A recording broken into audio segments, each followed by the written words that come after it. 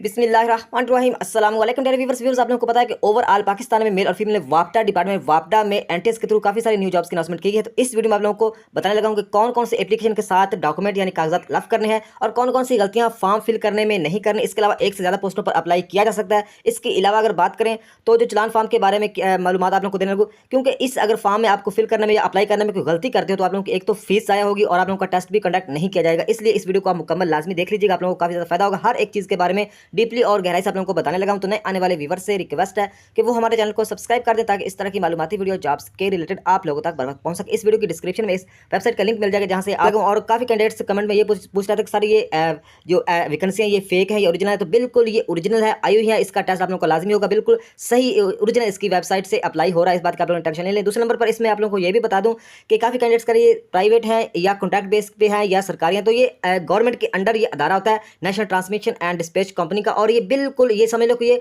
Government जैसी ही jobs हैं। इसमें आप लाजमी अप्लाई करो। आप लोगों की मुकम्मल मतलब है कि आप लोगों को जो इसका ड्यूटी का प्रोसीजर होता है, आपको तनख्वाह भी अच्छी मिलेगी। और इसके अलावा अगर बात करें तो इसमें आप लोगों को जो पेंशन वगैरह भी हर एक चीज़ के बारे में ख्याल रखा जाता है। और ये गवर्नमेंट जैसी जॉब्स हैं, इस बात का आप लोग टेंशन नहीं लें। इस अपॉर्चुनिटी को आपने ज़ाया नहीं करना।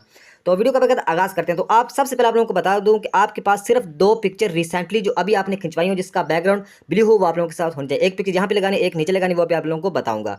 अच्छा, उसके बाद आप लोगों ने क्या करना है कि ये जो लाइन है और ये लाइन है, इस दोनों को आपने यस करना है। ठीक है, ये दोनों को आपने यस करना है, अदरवाइज जो आपका फॉर्म एप्लीकेशन फॉर्म है वो रिजेक्ट हो जाएगा। दोनों को आपने यस करना है। नेक्स्ट हम बात करें तो जो फीस के बारे में आप लोगों को एंड पर भी बताऊंगा। इस यहाँ पे सिर्फ इतना बता देता हूँ कि जो बैंक कोड होता है, जब आप एचबीएल बैंक में फीस पे करने जाओगे तो एचबीएल वालों से आपने पूछ लेना है, तो वो आप लोगों को बता देंगे। वो कोड यहाँ पे आपने मेंशन करना है सही तरह। और नीचे डिपॉजिट डेट, जिस डेट को आपने फीस जमा करवानी है वो डेट यहाँ पे आपने लिख देनी है। और ये जो एरिया है ये डिसेबल पर्सन यानी जो मजदूर अफराद हैं वो अप्लाई करना चाहते हैं, उनके लिए फीस की रायत है। तो वो यहाँ पे मतलब है कि वो अपना बताएंगे कि उनके पास डिसेबिलिटी सर्टिफिकेट भी होना चाहिए। तो नेक्स्ट हम बात करते हैं। यहाँ पे इंपॉर्टेंट चीज़ ये है कि इसको आपने नज़रअंदाज नहीं करना है, डिस्ट्रिक्ट कोड। तो ये डिस्ट्रिक्ट कोड यहाँ पे कौन सा लिखना है तो ये मैं आप लोगों को बता दूं। इसी जब आप फॉर्म, ये 5 पेजेस का फॉर्म है, जब आप डाउनलोड कर लोगे तो आप लोग नीचे मतलब है कि जब जाओगे तो आप लोगों को पता चलेगा कि यहाँ पे डिस्ट्रिक्ट ऑफ डोमिसाइल यानी मतलब है कि डिस्ट्रिक्ट ऑफ डोमिसाइल यहाँ पे लिखा हुआ है। तो आप का तलक फेडरल से है, इस्लामाबाद से है, पंजाब से है, केपीके से है, बलूचिस्तान से, सिंध से, आज़ाद जम्मू कश्मीर या एक्सवाटा या गिलगित बल्तिस्तान। तो यहाँ पे आपको आपके जो ज़िले का कोड मिल जाएगा। मिसाल के तौर पर आपका ज़िला है, यहाँ पे लिखता है कोहाट। कोहाट का कोड कितना है? 311 कोड है। इसी तरह अगर नीचे हम बात कर लेते हैं सिंध का, अगर ये आपका जो डिस्ट्रिक्ट है कराची, तो ये कराची का कोड कितना है? 508 कराची का कोड है। तो उम्मीद है कि आपको कोड में आपको गलती नहीं करेंगे। यहाँ से कोड आपने उठाना। अगर पंजाब के से आपका कोई तल्ला, मिसाल के तौर पर लाहौर से आपका तल्ला, तो लाहौर का कोड कितना है? 217। ये कोड आपने ऊपर मेंशन करना है। उम्मीद है कि आप लोगों को इस चीज़ की समझ आई होगी कि ये आपने इसी फॉर्म से आपने अपना जो डिस्ट्रिक्ट का कोड है वो देख लेना है। ऐसे गलती नहीं करनी, कोई गलत कोड नहीं लिख देना। यहाँ पे आपने वो जो आप लोगों को कोड मैंने बताया जो आपके ज़िले का, जो आपके ज़िले का कोड होगा वो यहाँ पे आप 3 हिस्सों का होगा, वो आपने यहाँ पे मेंशन कर देना। आगे अपने डिस्ट्रिक्ट का नाम लिख देना है, आगे जो आपका सूबा है उसका नाम लिख देना है। तो ये जो पर्सनल इन्फॉर्मेशन में काफ़ी इजी चीज़ें हैं। यहाँ पे सिर्फ आपने कैपिटल यानी बड़े हरूफों में अपना नाम लिखना है। यहाँ पे फादर नेम लिखना है, अपना आईडी कार्ड नंबर लिखना है, जेंडर मेल है तो मेल, फीमेल है तो फीमेल, डेट ऑफ बर्थ लिखनी है। ये तो सिंपल चीज़ें हैं, ये तो आप लोगों को बताने की जरूरत नहीं है। करंट एड्रेस, यहाँ पे आपने करंट एड्रेस लिखना है जहाँ पे आप रहते हैं। लेकिन आपके आईडी कार्ड पे जो एड्रेस है या जो मतलब है कि आपके डोमिसाइल पर एड्रेस है वहीं से आप अप्लाई कर सकते हैं। ये आप लोगों ने याद रखना है। तो यहाँ पे मतलब है कि मोबाइल नंबर, और यहाँ पे 2 मोबाइल नंबर लिखने हैं, एक अपना लिख दें, एक अपने वाले साहब का लिख दें, ताकि दोनों मोबाइल नंबर वही लिखने जो आपके मतलब है कि चल रहे हो। वैसा ना हो कि बंद कोई मोबाइल नंबर नहीं लिखना। तो आगे ये तो काफ़ी कॉमन क्वेश्चन है कि डिसेबल पर्सन, तो अगर हैं तो यस, नहीं तो नो कर देंगे। रिलीजन मुस्लिम है तो आपने यहाँ पे क्लिक करना है। नॉन मुस्लिम भी इसमें अप्लाई कर सकते हैं, यहाँ पे क्लिक करेंगे। तो वो ये तो काफ़ी ईजी मतलब है कि चीज़ें हैं। यहाँ पे मतलब आप गवर्नमेंट के सरकारी मतलब है कि गवर्नमेंट के एम्प्लाई हैं तो यहाँ पे यस करेंगे, अदरवाइज आप नो करेंगे। तो ज़्यादा कैंडिडेट्स नहीं है तो वो नो ही करेंगे।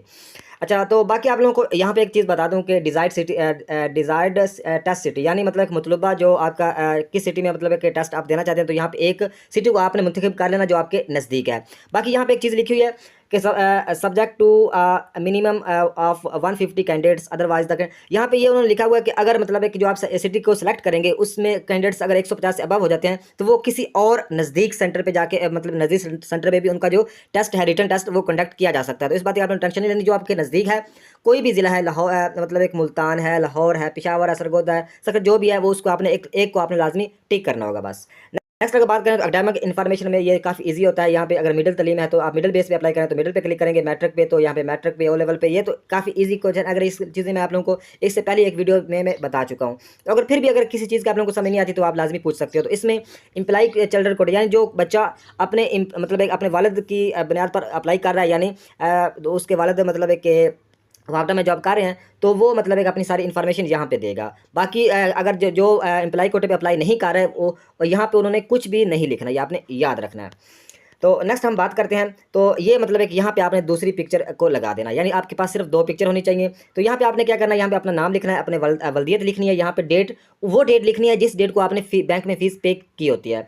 आगे राइट मतलब है कि राइट जो हैंड का जो आपने थंब लगाना है यहाँ पे, ये आपने याद रखना है। आगे आपने अपने सिग्नेचर कर देने हैं। तो यहाँ पे आप लोगों को बता दूं कि आपने अपने एप्लीकेशन के साथ जो कागजात कौन कौन से लफ करने हैं, ये बहुत इंपॉर्टेंट क्वेश्चन है। तो इसमें आप लोग सुन लें कि आप मतलब है कि एक तो ये जो मतलब है कि कागजात से पहले आप लोगों को एक चीज़ और बता दूं, वो उसके बाद आप कागजात की हम बात करते हैं। तो यहाँ पे मतलब है कि ये जो चलान फार्म है, अच्छा ये जो ये सारा एक ही पेज है, ये सारा एक ही पेज है, इसको इकट्ठा ही आपने प्रिंट करवाना है।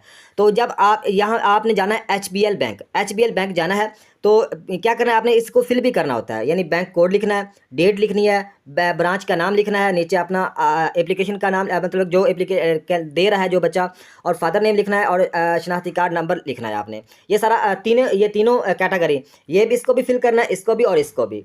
तो ये फिल करने के बाद एक मुकम्मल एक पेज है, ये एक पेज है। तो ये मुकम्मल पेज को आपने एचबीएल बैंक में लेके जाना है। जब आप चले जाओगे तो वहाँ पे जो मतलब है कि एक वो मतलब है कि यहाँ ये वहाँ आप नज़र आ रहा होगा आप लोगों को, यहाँ पे लिखा हुआ है बैंक कापी। तो एक तो वो बैंक वाले रख लेंगे, दूसरी है एनटीएस कापी, यानी एनटीएस के थ्रू ये अप्लाई हो रहा है, एनटीएस इसका रिटन टेस्ट लेगा। तो एक कापी आपने ओरिजिनल एनटीएस को मतलब है कि सेंड करनी होती है, और एक जो कापी है वो है कैंडिडेट, वो आपने अपने पास रख लेनी है। जब आप रिटन टेस्ट देने जाओगे उस वक्त आपको इसकी ज़रूरत पड़ सकती है। तो लिहाजा उम्मीद है कि आप लोगों को चलान की समझ आई होगी। तो ये आप जितनी भी पोस्टों पे अप्लाई कर रहे हो, यानी एक से ज़्यादा पोस्टों पे आप अप्लाई कर सकते हो, जितनी भी पोस्टों पे अप्लाई करोगे उतने ही आपको अलग अलग चलान देने होंगे, और अलग अलग ही एप्लीकेशन फॉर्म और अलग अलग ही पार्सल में वो आगे आप लोगों को बताने लगा हूँ। तो उम्मीद है कि आप लोगों को चलान की समझ आई होगी। इसको अच्छी तरह फिल करना है और इसकी जाके एचबीएल बैंक में फ़ीस पे करनी है। किसी और अदर मतलब है कि अकाउंट से आपने फ़ीस पे नहीं करनी, सीधा आपने बैंक जाना है। बैंक के बगैर फ़ीस पे नहीं करनी, नहीं तो आपकी एप्लीकेशन रिजेक्ट हो जाएगी, पास नहीं की जाएगी। तो इसके अलावा कोई और क्वेश्चन आप लोगों का हो तो आप लाजमी पूछ सकते हो। तो अब हम बात कर लेते हैं कि कौन कौन से डॉक्यूमेंट लेके जाने हैं। तो अच्छा, आपके पास जब आप ये सारी एप्लीकेशन फिल कर लोगे और अपने जो चालान है वो पे कर लोगे, चालान की जो कापी आपने एनटीएस को भेजनी है वो उस पर भी वो जो बैंक वाले हैं वो उस वहाँ पे ऊपर वो साइन भी कर देंगे और स्टैंप भी मोर भी लगा देंगे। तो वो कापी आपने ओरिजिनल साथ आपके पास होनी चाहिए, वो जो बैंक की चालान की ओरिजिनल कापी। बाकी ये जो आपके पास 4 फॉर्म पीछे बचेंगे एप्लीकेशन, इसको आपने फिल किया होगा, ये आपके पास होने चाहिए। और अभी आप लोगों को बताने लगा हूँ कि कौन कौन से डॉक्यूमेंट साथ आपने लफ करने हैं। 2 पिक्चर आपके पास होनी चाहिए नंबर 1 पे, और दूसरे नंबर पर आईडी कार्ड की 2 कापियाँ, और नंबर 3 पे डोमिसाइल की 2 कापियां अटेस्टेड, और बैंक डिपॉजिट स्लिप। 4 चीज़ें, एजुकेशनल और एक्सपीरियंस डॉक्यूमेंट आपने नहीं भेजने। तो ये सारी चीज़ें इकट्ठी करने के बाद आप जाओगे पोस्ट ऑफिस, या जो मतलब कोई और भी कोरियर का आपके पास है सहूलत, तो वहाँ पे आप जाएंगे। तो इस एड्रेस पे आपने भेजना है, नेशनल टेस्टिंग सर्विस, ये सारा एड्रेस लिखा हुआ है, ये ऐसा ही एड्रेस आपने लिख देना है, जो आप बता देना है, जो मतलब टीसीएस का या वो जो पोस्ट ऑफिस का मतलब एक एहलकार होगा, तो आपका अप्लाई हो जाएगा। आपको आपके नंबर पर जब आपका रिटर्न टेस्ट होगा आपको मैसेज आ जाएगा, या मतलब किसी भी ज़रिए वो बताएंगे, वो आप लोगों को पता चल जाएगा। तो उम्मीद है कि आप लोगों को समझ आ गई होगी। तो ये थी आज की वीडियो, नेक्स्ट वीडियो तक खुदा हाफिज़।